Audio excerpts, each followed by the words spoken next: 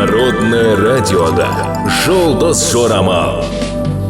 Армысыз тыңдарман, назарларыңызға ертең 27 желтоқсанға арналған жұлдыз жорамалын ұсынамыз.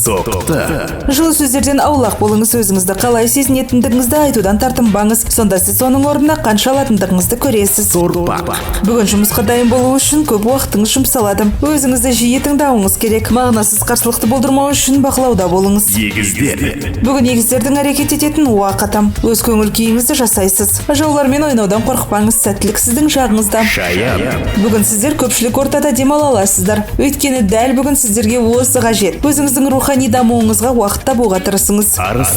Демалыс туралы ойланған жақсы болар едім. Сол кезде сізге қандай эмоциялардың жетіспейтіндігін түсінетін боласыз. Бүгінгі сіздің адалдылығыңыз бен табандылығыңыз көп ұзамай өз жемісін береді. Егер біреумен кездесу керек болса, сыпайы болыңыз.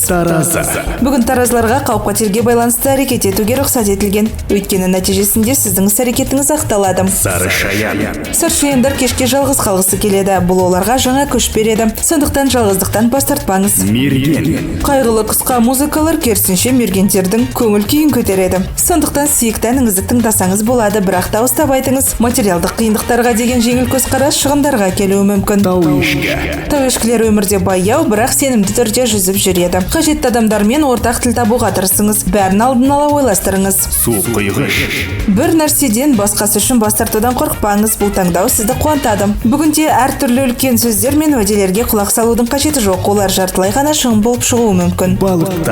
Отбасыңызбен өткізуге болатын керемет кеш. Бүгін сағатпен достасуыңыз керек. Әйтпесе уақыт шынымен қажет болған уақытта сізге жетпей қалуы мүмкін. 27 желтоқсанға арналған жұлдыз жорамалымыз осындай. Жұлдыздарыңыз жарық болсын. Народное радиода «Жұлдыз жорамал».